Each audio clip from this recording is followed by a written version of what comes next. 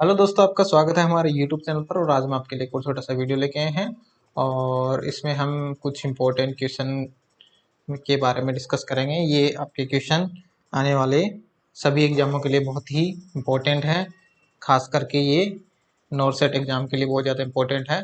तो आइए हम शुरू करते हैं। देखते हैं, पहला हमारा क्वेश्चन है। आपको साथ में अपना स्कोर भी बताना है, कितने आपने आंसर किए हैं। तो देखिए शुरू से लास्ट तक सारे क्वेश्चन बहुत अच्छे क्वेश्चन है। तो पहला क्वेश्चन हमारे पास में, ए client who experienced A myocardial infraction is being monitored via cardiac telemetry. एक पेशेंट है जिसको एमआई हुआ था, उसको मॉनिटर किया जा रहा है via cardiac telemetry. The nurse notes to the sudden onset of cardiac rhythm on the monitor, refer to figure, and immediately task takes which action। देखिए यहाँ क्वेश्चन में दे रखा है कि एक पेशेंट है जिसको मायोकार्डियल इंफेक्शन हुआ था, उसको अभी मॉनिटर किया जा रहा है कार्डियक टेलीमेट्री, यानी मॉनिटर कार्डियक मॉनिटर से उसको मॉनिटर किया जा रहा है।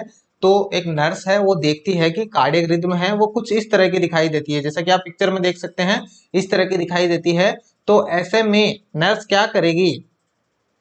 And immediately takes which action, कौन सा काम करेगी? तो उसमें पहला ऑप्शन है हमारे पास में, take the clients BP, blood pressure check करेगी पेशेंट का।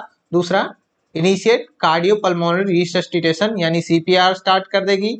दूसरा, तीसरा है हमारे पास में, place in nitroglycerine tablet, NTG tablet है वो पेशेंट के टंग के नीचे रख देगी। Place the nitroglycerine tablet under the client's tongue. और चौथा ऑप्शन है, continue to monitor the client and then contact to the cardiologist.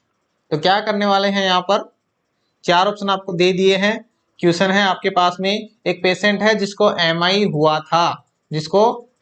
था, अब उसको मॉनिटर किया जा रहा है via cardiac telemetry. The nurse note that the sudden onset of cardiac rhythm on the monitor, जैसे कि बताया कि इस तरह से उन्होंने कार्डियक रिदम देखी है।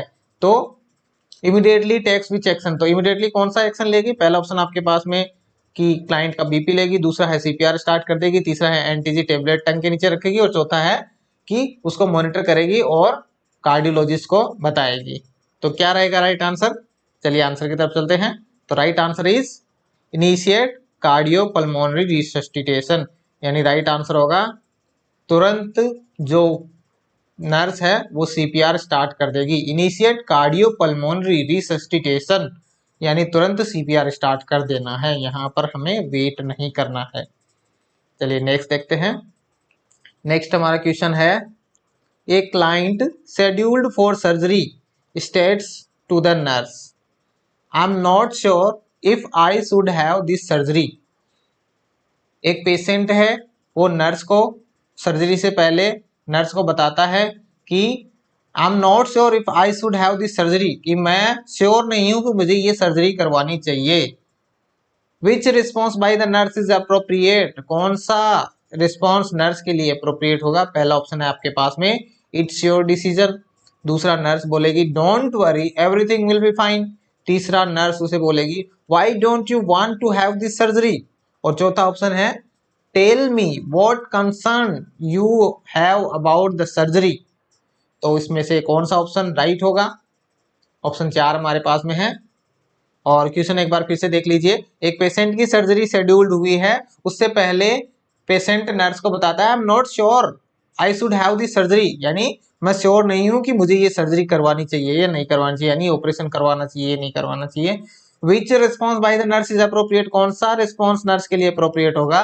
पहला ऑप्शन है इट्स योर डिसीजन, दूसरा don't worry everything will be fine, तीसरा why don't you want to have this surgery, और तीसरा चौथा है हमारे पास में tell me what concern you have about the surgery.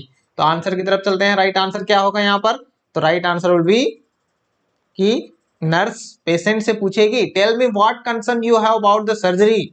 Nurse उससे पूछेगी बताओ क्या तुम्हें क्या प्रॉब्लम है, क्या समस्या है, क्या सोचते हो तुम सर्जरी के बारे में, जो भी है उससे उसका कंसर्न पूछेगी भाई दिक्कत क्या है, क्यों नहीं करवाना चाहते, जो भी उसको मन में, जो पेशेंट के मन में जो भी चल रहा है वो पेशेंट से पूछना है। चलिए नेक्स्ट चलते हैं। नेक्स्ट हमारा क्वेश्चन है, the nurse is caring for a group of client nurse है जो ग्रुप ऑफ पेशेंट है उनकी केयर कर रही है। On review of the clients medical record the nurse determine that which client is at risk of axis fluid volume.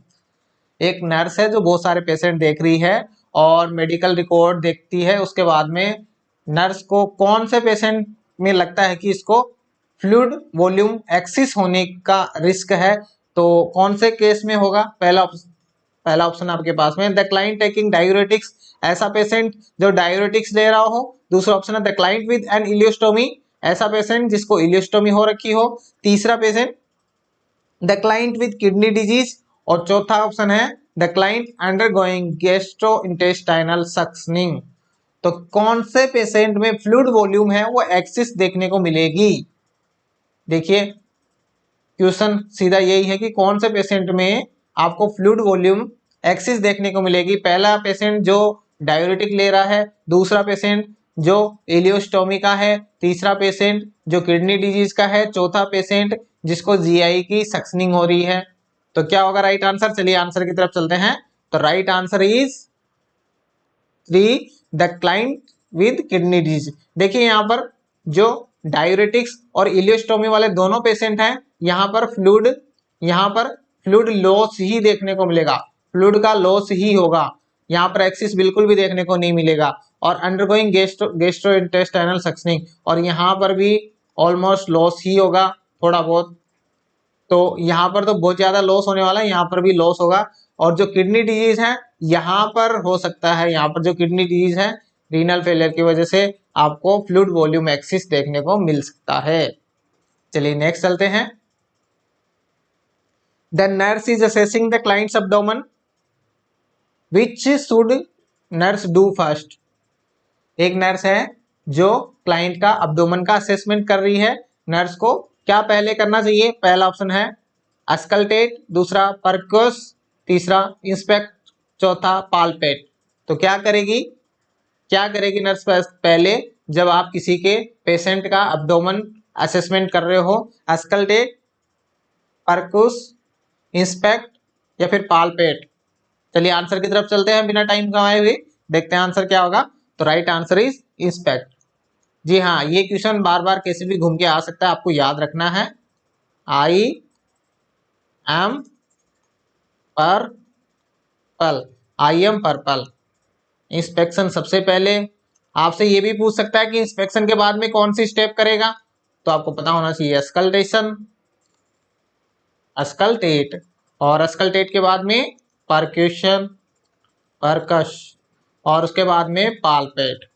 Palpate सबसे last में करना है। क्वेश्चन आ सकता है आपके पास में सीधा घुमा के, सीधा ना के, ये भी आ सकता है कि सबसे लास्ट में क्या करेगा, तो पालपेशन करेगा। तो ये आपको ध्यान रखना है।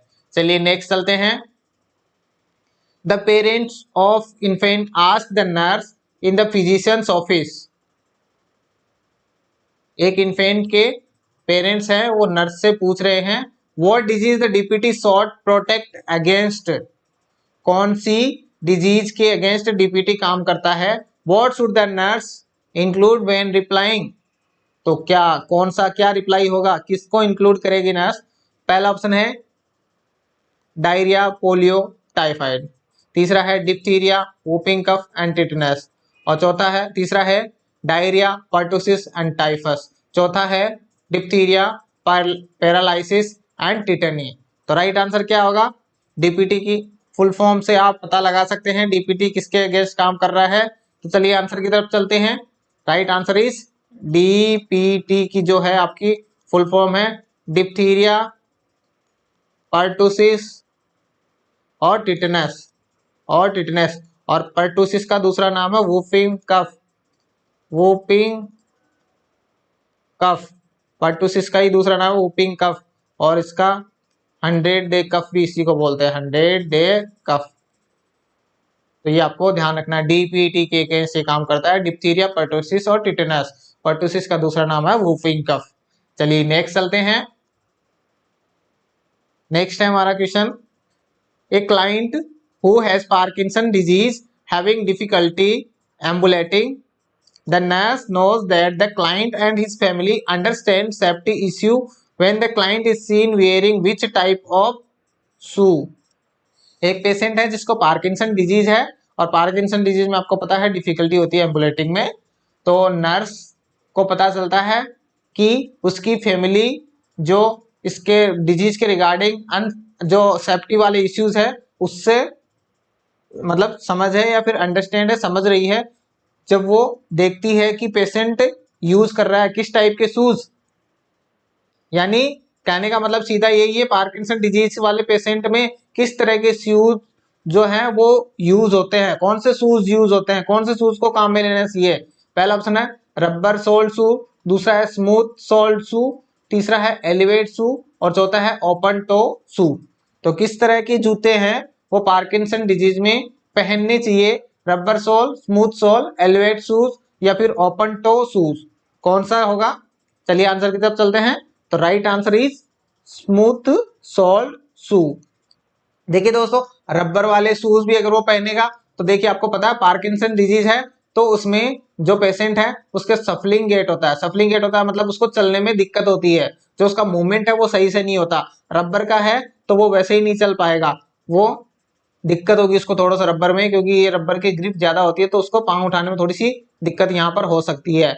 और अगर एलिवेट शूज होगा तो हाई हील्स तो बिल्कुल भी पार्किंसन डिजीज में तो पहन ही नहीं सकते।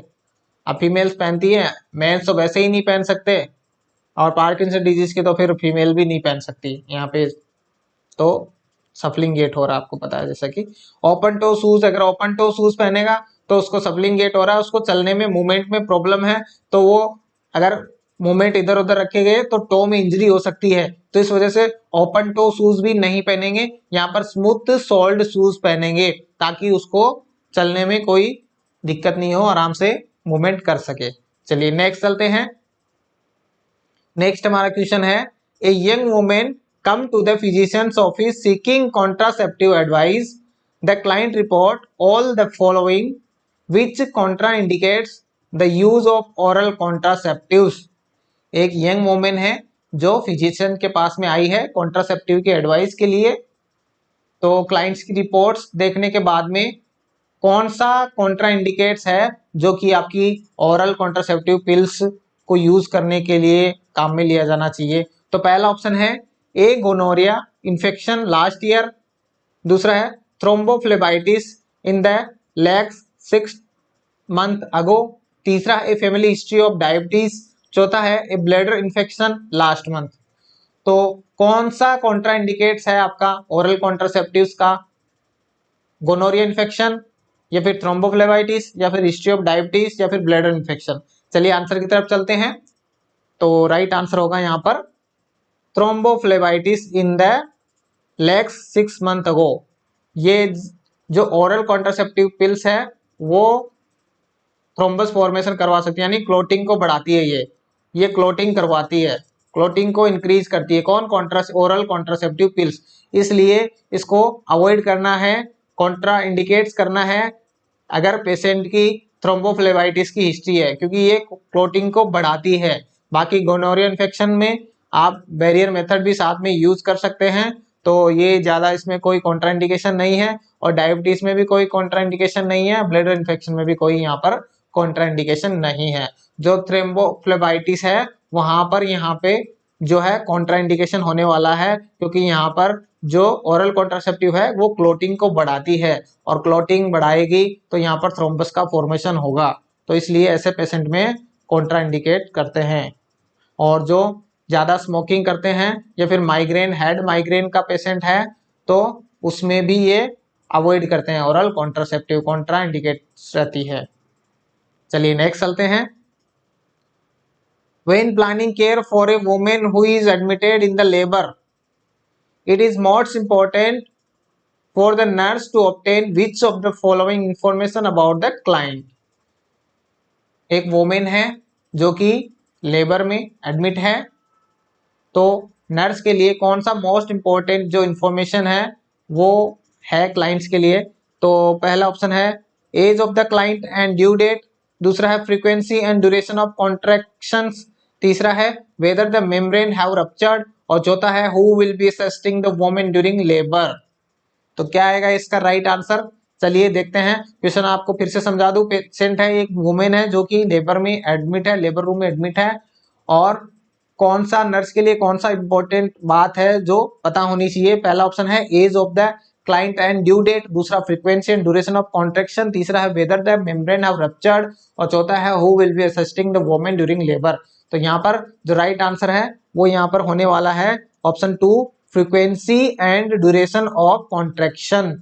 यानी सबसे ज्यादा इंपॉर्टेंट है वो ये है कि फ्रीक्वेंसी कितनी है और ड्यूरेशन कितने ड्यूरेशन से कॉन्ट्रैक्शन आ रहे हैं, तो ये सबसे ज्यादा इंपॉर्टेंट है। चलिए नेक्स्ट चलते हैं, नेक्स्ट क्वेश्चन पे चलते हैं। A women who is 32 week gestation comes to her physician's office, which finding is of most concern to the office nurse। देखिए एक वुमेन है जो 32 वीक्स gestation पे आई है, यानी थर्ड ट्राइमेस्टर पे आई है फिजिशियंस के पास में। Which finding of most concern to the women, most concern to the nurse, सबसे ज्यादा किस पे ध्यान देना चाहिए एक नर्स को।